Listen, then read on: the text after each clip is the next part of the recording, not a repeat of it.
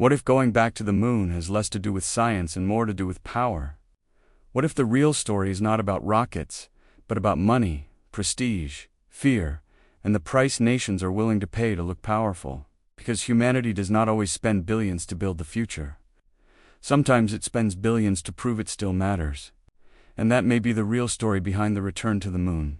When most people look at a mission like Artemis, they see exploration, they see astronauts, they see technology, they see history repeating itself in a beautiful way. And on the surface, that makes sense. It feels inspiring, it feels ambitious, it feels like progress. But if you step back and look at the bigger picture, something else starts to appear. Because this is not only a story about discovery, it is also a story about power, a story about image, a story about national ambition, and a story about why humanity keeps buying incredibly expensive dreams. To understand that, we have to go back to the moment space stopped being just space, back to the Cold War, back to a world split in two, the United States on one side, the Soviet Union on the other. Two superpowers, two rival systems, two nations trying to prove to the world that their model was stronger, smarter, and destined to win.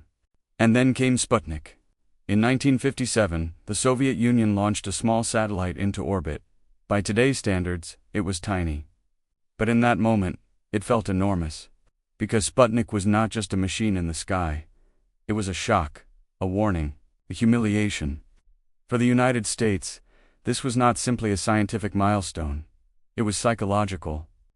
If the Soviets could put something into space, what else could they send? If they could reach orbit, could they also reach across oceans? Could they strike from above? Could they win the future, before America even understood the game had changed? That was the real beginning of the space race. Not wonder. Not curiosity. Fear. Pressure. Competition. The sky had become a stage where nations performed strength. And from that point on, space was no longer just about discovery. It became a scoreboard. Then in 1961, the pressure got worse. Yuri Gagarin became the first human in space. Once again, the Soviet Union was ahead. And once again, America felt the weight of being second. Now, being second in a normal race is disappointing. But in a global power struggle, being second can feel dangerous. Because second place can look like weakness. Second place can look like decline. Second place can make allies nervous and rivals confident. So America had to respond. And it responded in the biggest way possible. President John F. Kennedy made a promise that would change history. The United States would send a man to the moon and bring him back safely before the decade ended. Think about how insane that sounded at the time. The technology was not ready. The path was uncertain. The risk was enormous. The cost would be staggering. But that was exactly why it mattered. Because the moon was not chosen because it was practical. It was chosen because it was dramatic. Because if America could do something that large, that difficult, and that visible, then it could send a message. No speech ever could. We are stronger, we are richer, we are more capable, we are the nation shaping the future. And the whole world is watching. That is why Apollo was never just a space program. It was a performance of national power. A huge industrial mobilization. A giant state-backed push that linked together engineers, universities, manufacturers, contractors, politicians, and public money into one enormous mission. When America went to the moon, it did not just send astronauts.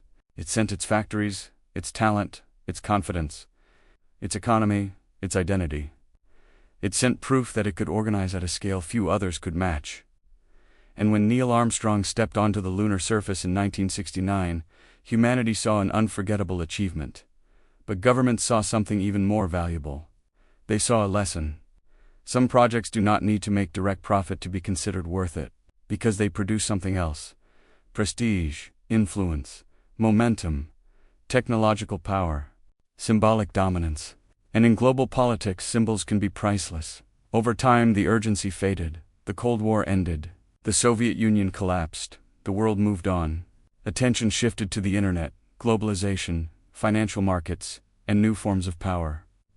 For a while, the moon started to feel like old history, like a museum memory, like one of those giant past victories that belonged to another era. Apollo became legend. But it also became distance, something humanity had done once without being sure it would ever feel that way again. And yet, the deeper instinct never went away. Because major powers do not stop caring about symbols. They just update them. The language changes. The technology changes. The politics change. But the instinct remains. If there is a frontier, someone wants to lead it. If there is a stage, someone wants to stand in the center of it. And if there is a future to shape, no powerful nation wants to be left out. That is where Artemis comes in. On paper, Artemis is a return to exploration, a return to the moon, a return to human ambition in deep space. And yes, that part is real. But it is not the whole story. Because Artemis is also a reminder that the old logic of power never really disappeared. This is not just about going somewhere, it is about being seen going there. It is not just about science, it is about capability. It is not just about discovery. It is about proving that a nation can still take on giant missions and make the world pay attention. And this is where the money becomes impossible to ignore. Because dreaming is one thing. Turning a dream into a bill worth billions is something else. That is the part that changes the story. Once the numbers get big enough, the mission stops feeling like a simple scientific project.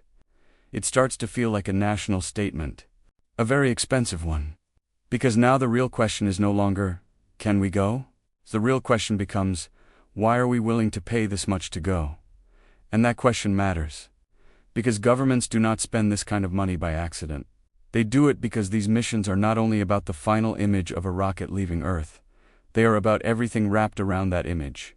Jobs, contracts, factories, advanced manufacturing, research labs, universities, technical know-how, supply chains, political value, strategic influence. A mission like this does not only send people into space, it moves money through an entire national system. It supports industries, it builds expertise, it keeps large technical networks alive, and maybe most importantly, it protects an image. The image of a country that can still do big things, that still has reach, that still has ambition, that still belongs in the future. And maybe that is the part people feel, even if they do not say it out loud. Because Artemis is not just a moon mission, it is a statement of identity. It says we are still capable, we are still relevant, we are still powerful enough to attempt something enormous.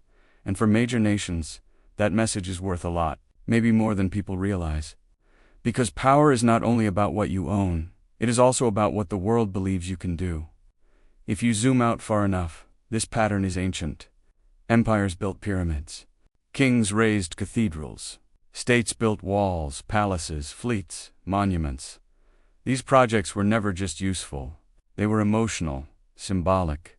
They were built to make power visible, to make people feel it, to make rivals notice it. Rockets do that too. Yes, they carry science. Yes, they carry instruments and astronauts and engineering. But they also carry something less measurable: pride, fear, image, ambition, the desire to be remembered as the one who moved first. That is why the return to the moon feels bigger than space. Because underneath the science, there is a very old human pattern. We want to lead. We want to matter. We want history to remember that we were here and that we had the strength to reach farther than anyone else. And sometimes, that desire becomes so strong that nations are willing to spend fortunes to turn it into reality. Not because it is cheap, not because it is efficient, because it means something deeper, because it turns money into narrative. It turns public spending into a story of greatness. It turns a distant destination into proof of national purpose. But this is also where the story becomes uncomfortable, because not everyone sees these missions the same way. Some people see courage, engineering, and vision. Others see huge public costs, political theater, and another example of governments spending giant sums on symbols. And both reactions make sense. That tension is exactly what makes this story powerful. Because Artemis can be inspiring and still be political. It can expand knowledge and still be about prestige. It can push technology forward and still be driven by rivalry and image. These things are not opposites. In history, they often come together.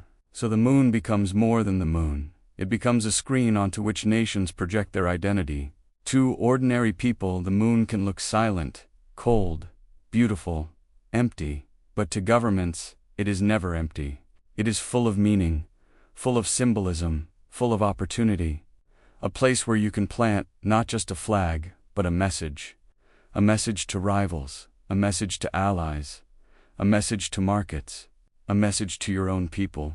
A message that says, we are still here. We are still reaching. We are still capable of shaping what comes next.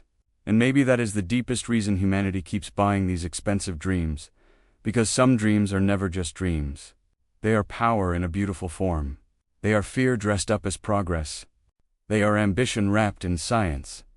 They are symbols so strong that nations are willing to spend billions just to be associated with them.